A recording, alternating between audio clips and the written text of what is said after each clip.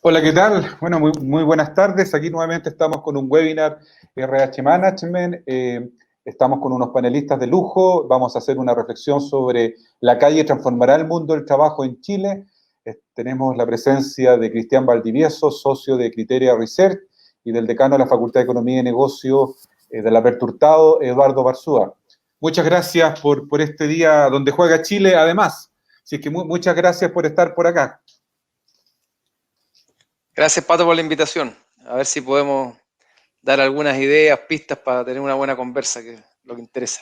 Bueno, lo interesante con Criteria Research, nosotros como RH Management hemos estado junto con ellos desde hace tanto tiempo. Recordar a nuestra comunidad de RH Management que con Criteria Research hicimos un estudio sobre las generaciones. Fue el primer estudio que se hizo en Chile sobre las generaciones allá por el 2014, que le dio insumo a las gerencias de recursos humanos para ver qué pasaba con estas generaciones que hoy en día son noticia en el acontecer nacional.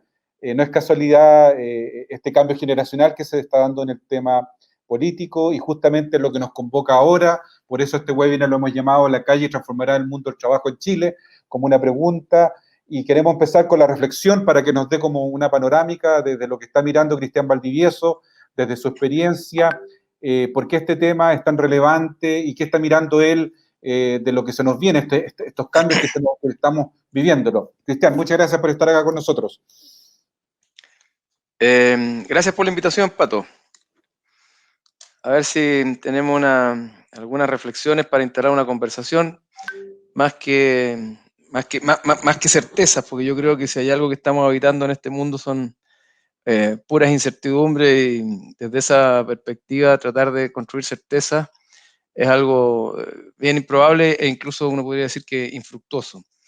Lo que yo creo que es interesante en general es tratar de conectarnos con las subjetividades ambientes, ¿ah? Con un poco la emocionalidad, las subjetividades que se están dando vuelta.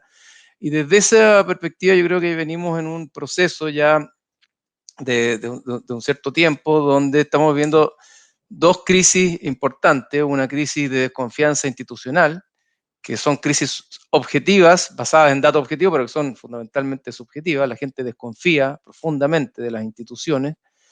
Y otra crisis importante de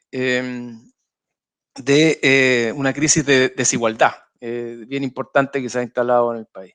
Ambas crisis, que operan de alguna manera en algunos momentos en conjunta, pero también tienen sus caminos separados, han confluido finalmente en una dificultad de la gente para creer en las intermediaciones, y cuando deja de creer en las intermediaciones se produce una tremenda desconfianza también en la política, en los parlamentarios, los presidentes, etcétera, que son los que a través de la democracia y las votaciones se supone tienen que representar nuestra voz. Y este contexto de crisis que podemos definir de desconfianza fuerte en las instituciones y de desconfianza o esta crisis de desigualdad, además ha venido aparejado con una crisis de contexto que tiene que ver con, o que yo la relaciono mucho con una desconexión de las élites respecto a la mayoría de la ciudadanía. Es decir, para las élites, algo que le es muy complejo de entender, por ejemplo, en general, es que haya una crisis de desigualdad. Para las élites, en lo grueso, el país ha venido creciendo, a veces más lento, a veces más rápidamente, pero ha ido reduciendo sus brechas de desigualdad, y para eso miran los indicadores que para ellos les parecen objetivos, que son el Gini, que son indicadores duros, o miran la reducción objetiva de la pobreza en los últimos 30 años. Sin embargo, esa mirada que tiene la élite respecto de la desigualdad no se acompaña con la sensación subjetiva que vive la gran mayoría de la gente, donde dice que en Chile hay un problema de desigualdad, hay una crisis de desigualdad instalada, y una crisis que viene instalándose hace un buen rato, que tiene que ver con el malestar respecto de muchos temas, y ahí habrá otras explicaciones, otras discusiones. Pero esa crisis también, o sea, eso produce un desacople respecto de cómo la élite mira esto y cómo los ciudadanos sienten esta crisis. Porque la crisis de desigualdad o la sensación de desigualdad es una sensación que evidentemente tiene un correlato objetivo, un correlato material, pero también tiene un correlato subjetivo que es muy fuerte y que ha dado vuelta durante todo este tiempo, que tiene que ver con el trato, con la forma como nos relacionamos, con una desigualdad salarial, con una desigualdad territorial, con una desigualdad de oportunidades, etcétera. Y por otro lado, tenemos la crisis institucional o la desconfianza tremenda institucional, que también para las élites es algo rarísimo, porque las élites tienden a repetir la idea de que las instituciones funcionan. Y aunque suene crudo decirlo, funcionan, en general funcionan, pero funcionan para ciertas élites. ¿Ah? La administración de justicia, en la experiencia de la mayoría de la gente, no es la misma que tienen las élites. El funcionamiento de los servicios públicos tampoco es igual para la mayoría de los ciudadanos respecto de lo que sienten ciertos grupos más privilegiados. Entonces eso ha provocado una gran crisis en el sentido amplio de la palabra, donde la ciudadanía, el pueblo, si quieren, ha generado o ha interiorizado una gran desconfianza en toda la élite política, económica y social.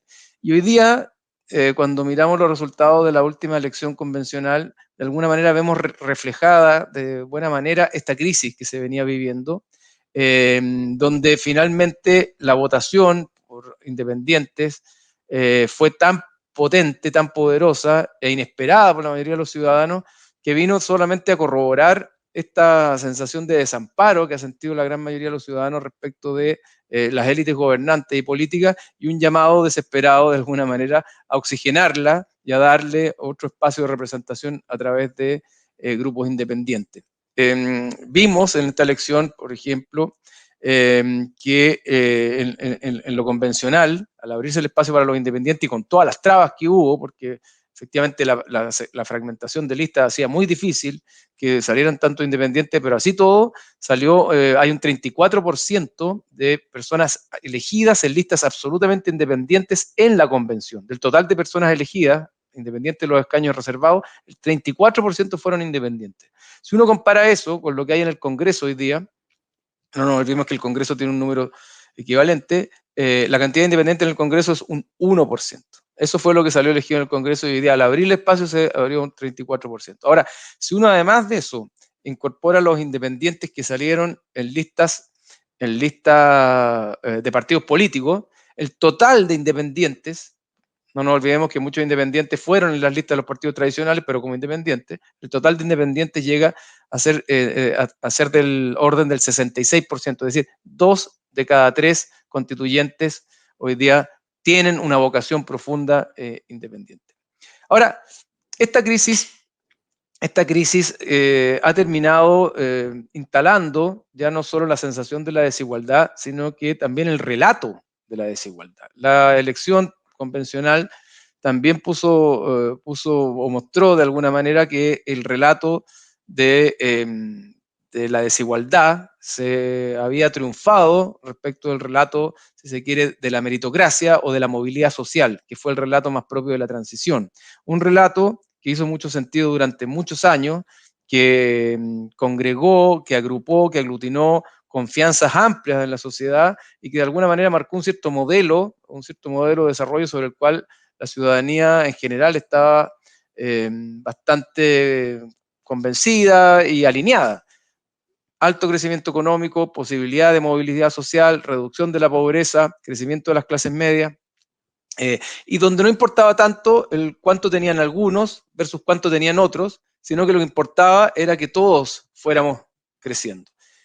En algún momento, producto de distintas razones, no vamos a entrar acá en causas, pero hay algunas que tienen que ver con el crecimiento económico, otras con la mala redistribución de los ingresos, con la falta de distribución del poder, pero en algún momento se produce un quiebre y esta sensación de que daba lo mismo, que tú tuvieras cada vez más que yo, pero si yo subía, empieza a resquebrajarse y empieza a importar no solo que todos vayamos para arriba, sino que también cómo vamos más niveladamente para arriba.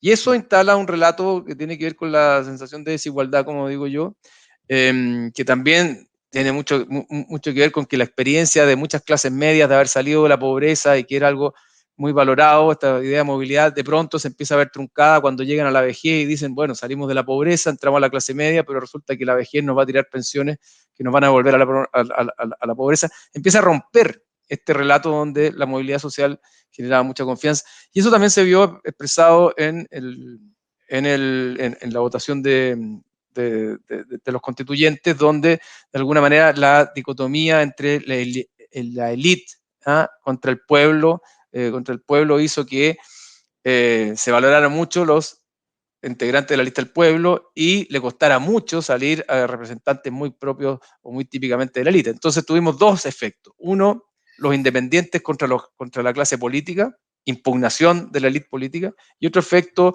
los ciudadanos más bien comunes y corrientes contra las élites políticas, económicas que se presentaron en la convención.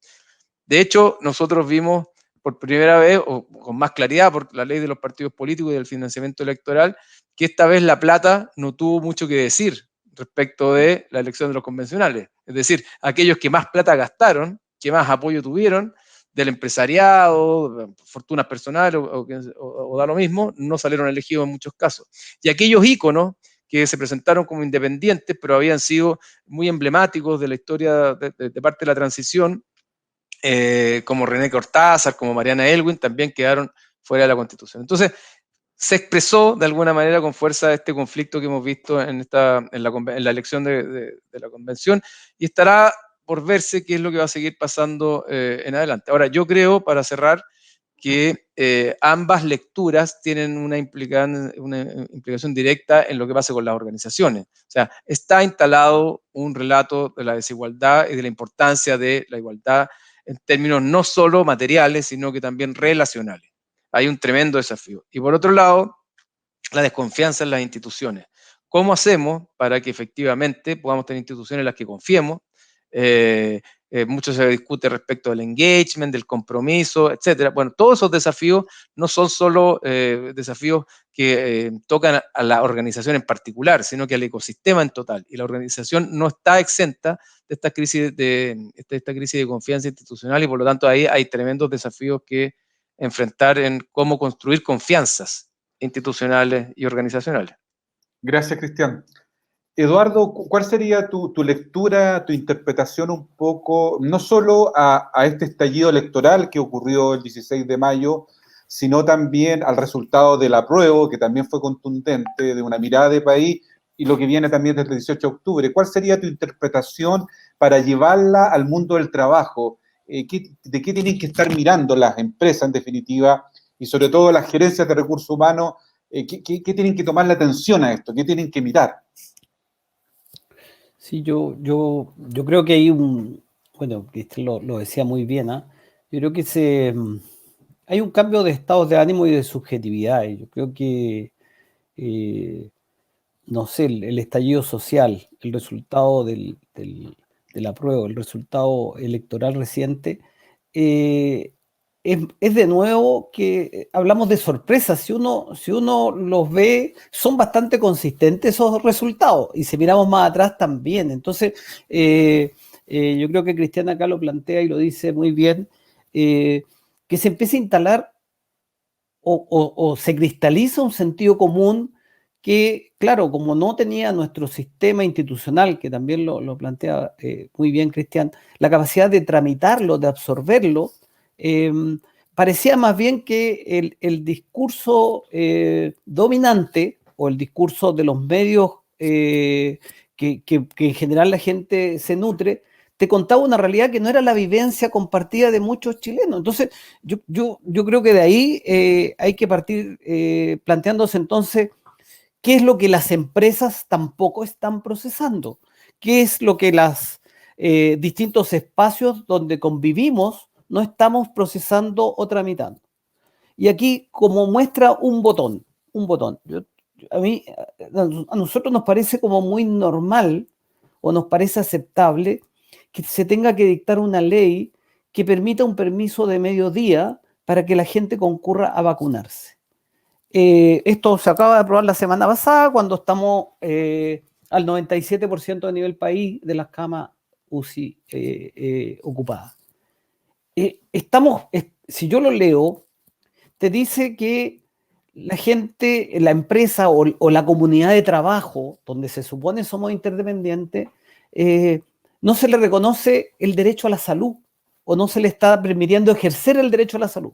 Y que los que no lo pueden ejercer no tienen mecanismos para conversar eso en las empresas, en los lugares de trabajo.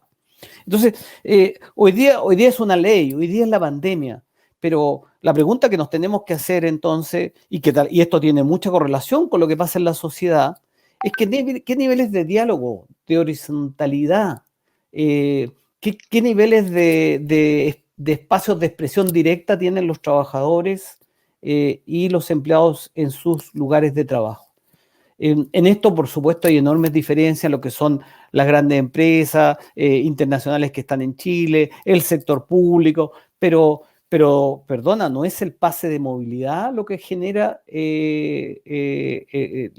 la congestión en los lugares de votación, porque esto fue el fin de semana previo que se anunciara que por primera vez se abre buses y otros lugares para atender sábado y domingo. Y cuando la gente la entrevistan, la gente te dice, es que no, es que en mi trabajo, es que no puedo. Es decir, nosotros tenemos espacios de trabajo, a propósito, que no están todavía absorbiendo, tramitando esto. Tal vez por el efecto pandemia, confinamiento, donde la gente está temerosa, preocupada, pero lo que viene es justamente cómo, y aquí hay una primera consideración a tu pregunta, cómo los lugares de trabajo recogen la necesidad de expresión y participación de los trabajadores.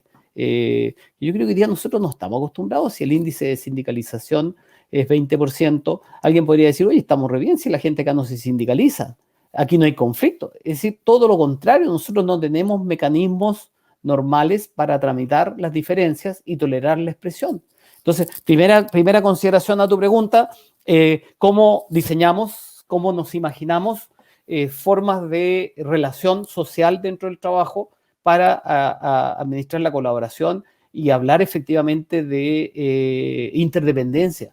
Oye, si parece que ni siquiera la pandemia nos demuestra que somos interdependientes, necesitamos que todos se vacunen para terminar con ella. Y en los lugares de trabajo el permiso ni siquiera hay gente que se atreve a pedirlo. Es decir, tenemos ahí una tensión, una contradicción que en algún minuto esto va a explotar. Hoy día tenemos indicios que son más que suficientes a producir lo que está ocurriendo a nivel social. Yo creo que esto también tiene que ver con formas de organización del trabajo. Nuestros diseños laborales, nuestras formas como enseñamos a los estudiantes, hablan poco de dispositivos participativos. Hubo una época cuando hablábamos de, no sé, de los círculos de calidad, como que esto fuera un espacio paralelo, pero en nuestras prácticas de trabajo, la expresión, juntarse una vez a la semana para revisar todos los problemas que hay, recoger y dar respuesta, eso no es una práctica cotidiana. Es decir, nosotros no estamos acostumbrados a la diferencia. Entonces nosotros tenemos también ahí un tema. Nosotros en el Observatorio de Huelgas Laborales, y quiero recogerme justamente de esto, nos dice que las huelgas extralegales, la mayoría de las huelgas extralegales, no las ilegales, las que no están sujetas a negociación colectiva, los conflictos que aparecen, son por organización del trabajo, por la distribución del poder y la participación en los lugares de trabajo, por desacuerdo de los trabajadores. Eso los datos del Observatorio de Huelga nos planteaban el tema. Entonces, segunda afirmación, la organización del trabajo o como que aquí hay un agotamiento también de la organización del trabajo. Esto pasó en países desarrollados. Nosotros decimos, oye, un porcentaje significativo de la población accedió a la educación universitaria, técnica profesional, y cuando llegan a los espacios de trabajo, ¿qué oportunidad tienen de expresión, de participación? Da la impresión de que en pleno siglo XXI, los trabajadores cuando traspasan las fronteras de la empresa pierden varios de los derechos ciudadanos que tienen, derechos de expresión, derecho a la creatividad, derecho incluso a organizarse. Entonces, yo creo que este movimiento que bien Cristian grafica y lo relata y lo instala en terrenos de subjetividades, de desconfianza, claro, como las relaciones laborales son relaciones jerárquicas, son relaciones marcadas por la necesidad de una de las partes y de dependencia, tal vez tienen una expresión más tardía, pero aquí hay un influjo y es muy interesante, como lo planteaba Cristian, una cristalización de un relato distinto, alternativo, que Gracias. eso por ahora. Dentro de esta reflexión que nos instala Eduardo Cristian, y a propósito de esta élite que no está leyendo de una manera correcta lo que está requiriendo la sociedad, ¿tú crees que esa lectura también está instalada en el mundo del trabajo, se traspasa a las empresas y organizaciones a propósito de la reflexión que nos coloca Eduardo? ¿Cuál es tu mirada ahí, Cristian? A ver, yo creo que el tema con las élites tiene que ver con que las élites han vivido realmente un mundo bien paralelo, un mundo bien paralelo en relación a la mayoría de los ciudadanos, y esa vivencia de un mundo paralelo te hace mirar el mundo desde otro ángulo, desde una perspectiva distinta, y te hace ver las cosas como que fueran en función de tu propio mundo, y pensar de que el mundo de todo el resto de la población o de la ciudadanía es parecido al tuyo. Y ese es el problema de la ceguera contextual. Y yo creo que las élites están muy amarradas de esa ceguera. El país también está estructurado y nos hemos estructurado como país en lógicas de guetos, separados los unos de los otros. Y eso ha ido agudizando esta ceguera. No nos topamos, no nos topamos. Un tema interesante también respecto al teletrabajo, dicho entre paréntesis, porque el teletrabajo tiene muchas bondades, pero puede terminar segregándonos aún más. ¿Ah? Hay que tener ojo ahí. Pero para volver al tema, y esa ceguera de las élites que los hace ver el mundo, que es su mundo, pero piensan que es lo que le sucede a todo el resto del mundo, tiene derivas tan locas, por decirlo de alguna manera, hoy día vistas como la expresado por el presidente Piñera un mes antes del estallido, cuando él decía que estábamos viviendo en un oasis. Eso grafica muy claramente o muy palmariamente en la crisis de desconexión de las élites. Uno puede decir que el presidente es particular, sí, pero el presidente representa una cierta manera y probablemente él lo sentía así, pero por otro lado, nosotros veíamos que en esos mismos meses donde ciertas élites veían un oasis o llamaban a pedir a comprar flores, si se acuerdan, o a levantarse más temprano en el metro, la gente estaba pasándolo realmente muy mal.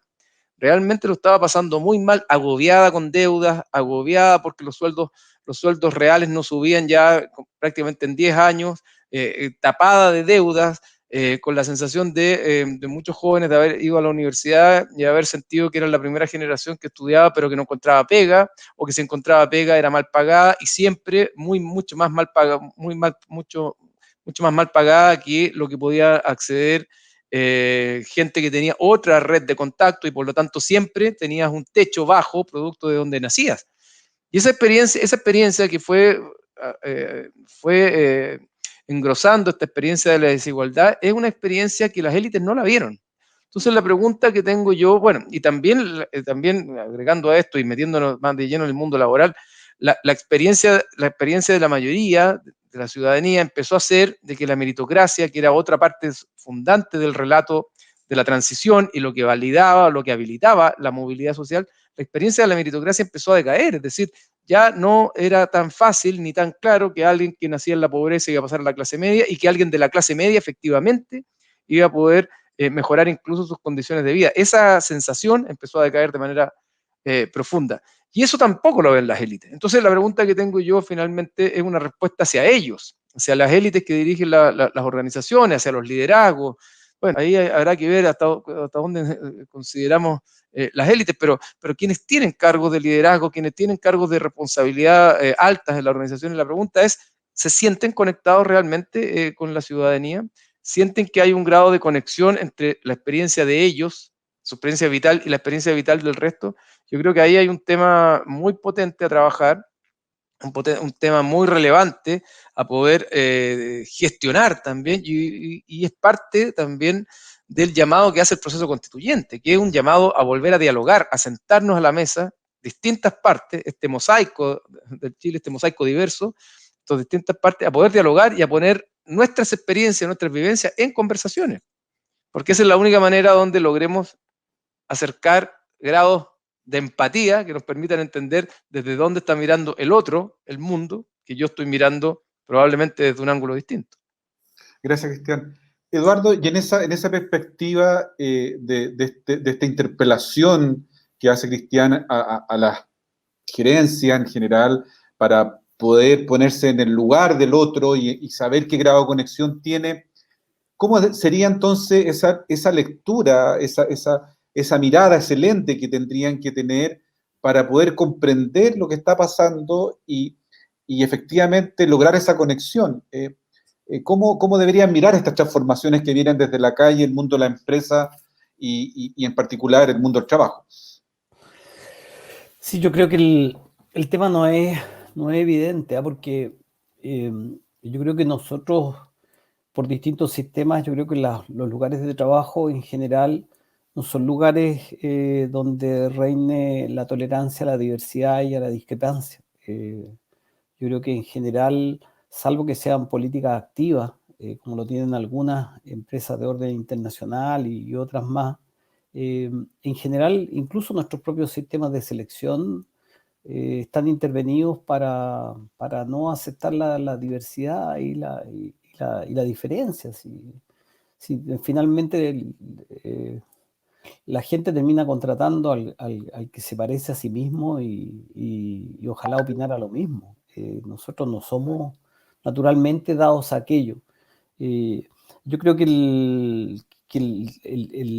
uno de los temas que hay que poner atención es que yo creo que esta cristalización de varias de estas temáticas van a hacer que la expresión de malestar o de descontento sea más sostenida o más sistemática o más organizada en los lugares de trabajo. Yo creo que el tema de la eventual colectivización, el tema del reconocimiento de otros que están en lo mismo, a propósito de esta subjetividad que se está construyendo o que refleja parte de este movimiento, tiene que las empresas poner atención. Es decir, yo creo que de no hacerlo puede ser la misma lógica que ocurre a nivel de la sociedad, digamos, que esta lógica que yo explicaba de los conflictos extralegales que nuestra propia legislación no tiene cómo absorber, son temas que van a expresarse tal vez con mayor recurrencia o con mayor expresión. Lo mismo los temas, atención a los temas que los mismos constituyentes tienen como prioridad. Estaba pensando en los temas medioambientales, que son los temas prioritarios que tienen. Van a ser sujetos de la conducta de las empresas, va a ser sujeto de mayor vigilancia incluso de sus propios trabajadores. Y la posibilidad de denuncia hacia el exterior. Es decir, yo creo que aquí la proactividad tiene sentido de urgencia de parte de las organizaciones, es decir, de cómo canalizar, cómo observar las propias prácticas que existen y cómo desarrollar capacidades de gestión de diferencias, de gestión de la participación, de gestión de los intereses colectivos. Es decir, olvidémonos de las prácticas antisindicales, olvidémonos de lógicas de esa naturaleza, porque yo creo que, bueno, aquí hay varios paradigmas a propósito de lo que estamos conversando, que uno puede hacer algunas traducciones y que están presentes en el mundo del trabajo. Yo mencionaba uno, el de la autoridad y el poder. Yo creo que en general somos más fáciles de ejercer el poder por el rango jerárquico y en el liderazgo trabajamos poco la autoridad emanada del conocimiento, de la ascendencia, de formas de invitar a otros. El tema de organizaciones más horizontales versus jerarquía, que yo creo que nosotros es mucho más claro la jerarquía que la horizontalidad. Bueno, ya lo decía, otro tema que nosotros somos muy buenos para la estandarización de los trabajadores en vestimenta, hasta en formas, bueno, distintos asuntos y la diversidad no reina en los lugares de trabajo. Hoy día nosotros, a propósito del teletrabajo, algo lo decía, la necesidad de control, del control entendido como la observación, la asistencia casi presencial, yo creo que hay que empezar a imaginar otras formas de relación y de mayor entrega de autonomía a los trabajadores. Yo creo que hay varios elementos que, si uno los empieza a mirar, se vuelven desafíos críticos para la gestión y la productividad. Ahora, todo esto uno lo puede ver en dos tonos, en tono caótico, en tono de que esto va a generar una caída de la productividad y otro, pero atención, es decir, varios de los elementos que estamos conversando de diseño del trabajo, de formas de relación, de ejercicio del liderazgo, de formas de participación de los trabajadores, son factores que en otras sociedades se correlacionan positivamente con la productividad y con la innovación, que a veces las buscamos como si fueran elementos misteriosos, elementos que haya que, por la vía del discurso reiterado, va a llegar. Vuelvo al ejemplo inicial. ¿Cómo le vamos a pedir compromiso y preocupación por lo cotidiano a personas que no se atreven a pedir permiso para ir a vacunarse y enseguida a nivel de quienes los dirigen no se hace un plan creativo para que en conjunto resolvamos el problema de salud que tenemos como colectivo? A mí eso me preocupa, el clima social. Entonces, a continuación, un trabajador en esa lógica de involucramiento no te va a decir nunca que hay problemas con un cliente, que hay fallas acá. Es decir, hay dispositivos que en ese contexto no te van a funcionar, el buzón de sugerencia, la reunión de calidad. Es decir, tenemos ambientes de trabajo que yo diría que nos ponen en un peldaño bien abajo cuando hablamos de calidad del gerenciamiento, calidad de la gestión, que por lo demás, hace 3 años el índice de competitividad mundial fue uno de los factores que a nuestro país lo calificó más bajo y caímos especialmente por los asuntos que tenían que ver con la calidad de la gestión, que a veces cuesta mirar esas variables porque son más bien micro. No es evidente traducirlo. Gracias, Eduardo. Cristian, entrando en la última fase de la conversación, en los círculos que a uno le toca, que a mí me toca reportear, que me toca escuchar, que me toca mirar en ciertos chats, veo que hay mucho miedo instalado en este nivel de gerencia de la primera línea de las empresas, gerentes generales, mucho miedo. Nuevamente empieza a sonar esto lo de Chilezuela, en términos de que poco menos que aquí hay que irse del país, más o menos. Sin embargo, hoy, por ejemplo, en la reunión que se hizo, que entre la Universidad de Chile y la Católica juntaron a casi el 90% de los constituyentes para conocerse, se constató la apertura y esta necesidad de diálogo que tú planteaste en el inicio de la conversación, y no están estos fantasmas que nos rodean y que rodean mucho la élite, de acuerdo a lo que tú decías. ¿Qué lecciones aprendidas deberíamos tener nosotros como área de recursos humanos para empezar a mirar y no quedarnos con estas fábulas o con estos mitos que ya se están construyendo de un proceso que a la larga yo estoy seguro que le va a hacer bien al país? O sea, no me cabe duda de lo que se va a construir, va a ser mucho mejor de lo que teníamos. ¿Cuáles son las lecciones aprendidas desde lo que a ti te está tocando ver también, Cristian, de estas distintas conversaciones que tienes tú en distintos niveles, en donde se persigue este miedo y estos fantasmas, y que poco menos que se viene Chilezuela nuevamente?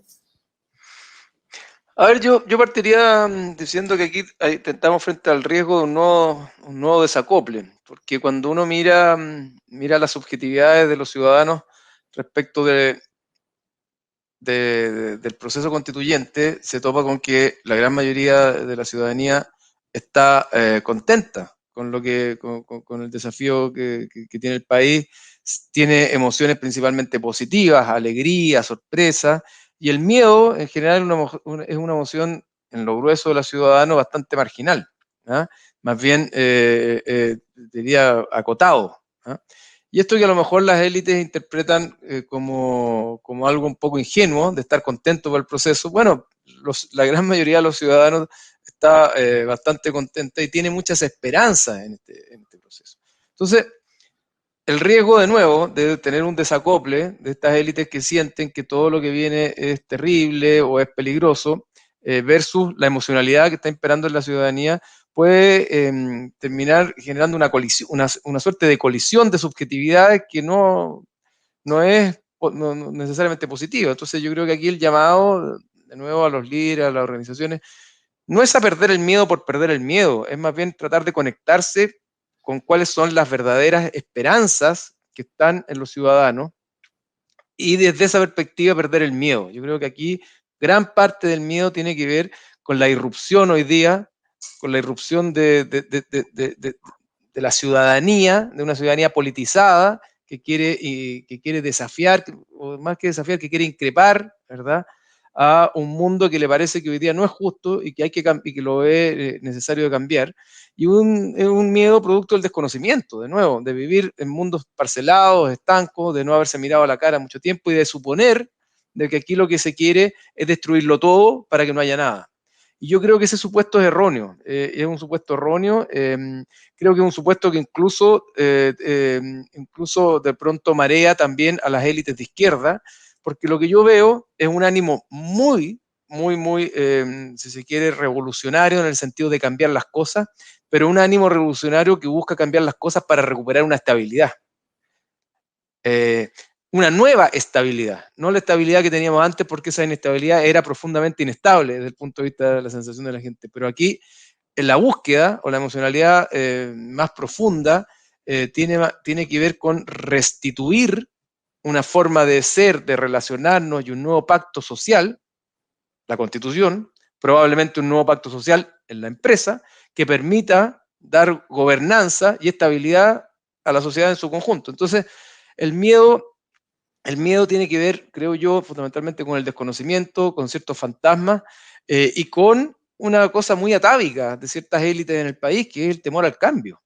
El temor al cambio, a lo desconocido, a lo que no pueden manejar, a lo que no pueden de alguna manera gestionar con la herramienta o con la caja de herramientas que siempre se ha tenido. Y yo sí creo que hay que perder el miedo para conectarse más con la emocionalidad profunda que hay hoy día, pero también creo que el desafío grande es un desafío bien transformacional en el sentido de entender que aquí los que tienen que cambiar, los que tienen que abrirse en este momento del país que emerge, son las élites, las que tienen que estar abiertas, dispuestas a cambiar y no solo no tener temor, sino que también entender y conectarse más con esta subjetividad que no está buscando destrozarlo todo, que es mucho más sensata de lo que la gente, de lo que las élites creen. Cuando uno le pregunta a la gente cuánto tiempo van a tomar los cambios, o se van a tomar los cambios que se produzcan en la Constitución para mejorar las condiciones de vida,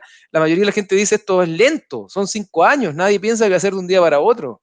Entonces, ese nivel de sensatez, creo yo, está mucho más arraigado en la población que lo que ciertas élites sienten, creen, y por lo tanto ahí está el engendro, entre otras cosas, del temor. Y yo creo que el temor puede ser también un agente, en este caso, muy pernicioso, porque finalmente cuando uno genera mucho temor, mucha sensación de mucho miedo, empieza a reaccionar desde esa emoción y actuar desde esa emoción. Y creo yo que actuar desde esa emoción que nos cierra, más que nos abre la conversa, puede terminar en un choque, como decíamos originalmente, de subjetividades que más que resolver el problema o el desafío que tenemos como país, termina agudizándolo.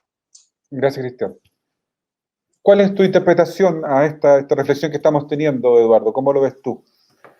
A ver, yo creo que esto que viene es de final abierto, yo creo que no estamos empezando un camino que es largo, además que una cosa es lo que se discute y se aprueba a nivel constitucional, y después son la secuencia de ajustes en leyes y otras cosas, que es largo, primera consideración. Segundo, yo creo que tenemos una buena noticia con el resultado de la elección de constituyente. Es decir, se logró representar la diversidad. Yo creo que eso por fin lo tenemos. Tenemos todas las diversidades, o casi todas las diversidades que teníamos escondidas debajo de la alfombra, que no estaban representadas en otros espacios. Y qué mejor noticia que justamente la Carta Fundamental que esperamos que nos ordene y nos estructure por los próximos 3 años, tenga esa variedad, esa varianza, es la gran noticia. ¿Sí? Yo creo que de ahí hay que partir, de ahí hay que alegrarse y hay que estimular esa diversidad. Yo creo que la pregunta, claro, es esto refleja un movimiento, esto refleja un movimiento que tiene bastante al origen la incapacidad de nuestro antiguo ordenamiento de canalizar y metabolizar estas diferencias. Entonces, pero aquí hay una construcción de subjetividades que por lo mismo yo vuelvo al mundo del trabajo y las organizaciones, que por su lógica jerárquica, por distintas causas, incluso la lógica de acceso y construcción de élite, es un poquito más tardío, tiene más inercia en absorberlo. Yo creo que varios de los temas que van a estar tratándose, varios de los del malestar o la queja a la no inclusión, Hoy día la pregunta es cómo los lugares de trabajo también tienen la capacidad de absorberlo. Y allí, bueno, son las áreas de personas, y las áreas de personas son a las únicas que nosotros le encargamos que vean los temas sociales. Al resto le pedimos que respondan principalmente por resultados y otros asuntos. Pero a las áreas de personas, ¿cómo organizamos esto? Yo creo que aquí hay muchas oportunidades primero de construir liderazgos inclusivos, de revisar distintos sistemas y procesos, de cómo se organizan decisiones. El tema de género y el tema en general de tramitar la diversidad no está resuelto en nuestras empresas. La diferencia salarial entre hombres y mujeres, eso está ahí tapadito, pero sigue ocurriendo cotidianamente. El tema de la tolerancia a la organización colectiva de los trabajadores, yo creo que es un tema que va crecientemente a instalarse en las organizaciones. A propósito de otros asuntos que se van a estar discutiendo a nivel constitucional, yo creo que hay que animar a las organizaciones a que se hagan parte, que den espacios para conversar a sus trabajadores sobre temas que se van a estar discutiendo en la sociedad. El sentido del trabajo, los modelos de protección social, por ejemplo, el ahorro colectivo en organizaciones para la protección social.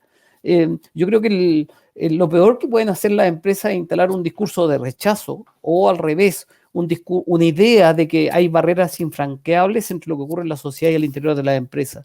Más bien es cómo se le da un curso creativo que permita justamente favorecer la integración y el proyecto común. Si vamos a estar hablando a nivel de país del proyecto común. Y en las empresas tenemos, por el futuro de nuestro país, también entender o imaginar que los espacios de trabajo son lugar de construcción de un proyecto común. Eso. Gracias, Eduardo. Cristian, para ir cerrando ya nuestra conversación como última intervención y cerramos con Eduardo, brevemente, ¿cuál crees tú que serían las conversaciones que deberían, que se van a instalar en la Convención Constituyente y que van a estar relacionadas con el mundo del trabajo? ¿Cuál es lo que tú crees que es el escenario que se va a empezar a dibujar ahí y que va a impactar en el corto, mediano, largo plazo en el mundo del trabajo? ¿Cuáles serían esas conversaciones, esos temas que se van a instalar ahí en la Convención Constituyente? Yo creo que la convención en sí misma va a ser un reflejo en alguna medida de lo que se espera sobre el mundo del trabajo en general. Más diversidad, más inclusión y donde quienes tiendan a atrincherarse o a quedarse en sus propios mundos y a negar la posibilidad de diálogo, van a ser los actores que van a salir o van a ser quienes finalmente sean menos relevantes en la conversación. Es decir, la capacidad efectivamente de tener una escucha activa, de ponerse en el lugar del otro, de empatizar, de conversar, de dialogar, de aceptar que el otro te desafíe con sus puntos de vista e incluso de cambiar tu manera de entender las cosas producto de la información que te está aportando el otro, son cosas que yo creo que se van a instalar y que van a estar dando vuelta en la conversación del país en general, y sin duda creo que van a impactar en las organizaciones. La idea de la diversidad, la idea de los derechos, ¿ah? De que hay cosas que efectivamente puede resolver o que claramente resuelve mejor el mercado, pero hay otras cosas que no pueden estar solamente sometidas al tema del mercado o de la ley de la oferta y la demanda. Los temas de seguridad, la seguridad social, el tema de las pensiones, todos esos temas que finalmente tocan directa o indirectamente a las organizaciones son temas que van a estar discutiendo vivamente como sociedad. Y por lo tanto ahí va a haber un muy buen laboratorio, si se quiere, de cómo esperamos que sean las organizaciones en el futuro. Eduardo lo decía muy bien, o sea, ¿qué es lo que finalmente triunfó dentro de la convención, además de los independientes, la oxigenación? La diversidad también, la diversidad que parecía escondida o que no era relevante, los territorios, las causas específicas de cada uno, o sea, hay muchos mundos que dan vuelta y que de alguna manera nos vinieron a decir, oye, este mundo medio monolítico, si se quiere, o con pocas distinciones, que muchos estaban viendo, es un mundo ya superados los hechos, y del cual hay que ser parte, apostar a ser parte, o más bien vas a terminar atrincherado, y yo creo que en el Chile que viene, quien se atrinchera del lado que sea, quien niega la posibilidad de dialogar, va a terminar siendo un grupo, un personaje o un actor de menor relevancia, porque la búsqueda en adelante y la demanda de la ciudadanía en general va a propender al diálogo. No nos confundamos. No es lo mismo la cocina, no es lo mismo la política puerta cerrada, pero sí es fundamental el diálogo, el intercambio de puntos de vista y la aceptación para ponernos el lenguaje de Maturana del otro como un legítimo otro. Gracias, Cristian. ¿Cuáles serían esas conversaciones, Eduardo, que tú crees que se van a instalar en la convención constituyente y que van a estar relacionadas con el mundo del trabajo, que van a impactar al mundo del trabajo? Sí, bueno, yo creo que una tiene que ver con el trabajo mismo, que cómo convive la libertad de trabajo con el derecho al trabajo. Yo creo que la mayoría de las estimaciones a propósito de la automatización es pérdidas de empleo. Entonces, ¿en qué lugar ocupa el trabajo en general para las personas y en nuestras formas de relación social? Yo creo que va a ser un tema. Y eso va a derivar en discusiones respecto al tema de los derechos sociales y los sistemas de protección social. Yo creo que son temas clave. Bueno, ¿para qué decir el tema del medio ambiente? Yo creo que una cosa es el efecto que tiene, pero también cómo eso va a dinamizar las relaciones dentro de las empresas, las relaciones y también las observaciones que los propios trabajadores van a hacer respecto al comportamiento de las empresas. Además, creo que, bueno, creo que no escucha ningún convencional que no hiciera mención al tema de los temas de discriminación de género. Incluso un tema tan lejano que está hoy día tratándose, que el tema de la descentralización, yo creo que nos plantea discusiones a propósito de los simbolismos que tienen varios de estos títulos, que tiene que ver con la autonomía y la distribución del poder en los distintos niveles del país, de la sociedad. Yo creo que si uno hace una extensión no solo temática, sino también simbólica, varios de los temas van a tocar las formas de relación social que se dan en los lugares de trabajo, más allá de los temas largos que aquí se van a instalar. Eso. Bueno, Cristian, Eduardo, muchas gracias por un tema que es una conversación que no debería terminar, pero tenemos que terminarla. Hay mucho paño que cortar todavía. Espero que sigamos conversando lo que nos viene. Se viene un año de mucha contribución, de mucho aporte, de mucha sinergia. Ya a mí como periodista veo muchos chats de gente que se está organizando en asambleas territoriales para aportar desde ahí, desde su lugar, su mirada, y me parece súper positivo. O sea, yo estoy súper contento con lo que viene y haré todo lo posible desde Reche Management para dar esa paz a nuestros amigos que están mucho más inquietos y que tienen mucho miedo de lo que se viene. Al contrario, yo creo que está saliendo el sol y eso es bueno para el país. Así que bueno, muchas gracias, Cristian, muchas gracias, Eduardo, por acompañarnos y que tengan una buena jornada de fin de día jueves. Igual para ti. Un abrazo, Pato, y muchas gracias. Gracias Chao, por la invitación a muy buena conversación. Gracias. Muchas gracias.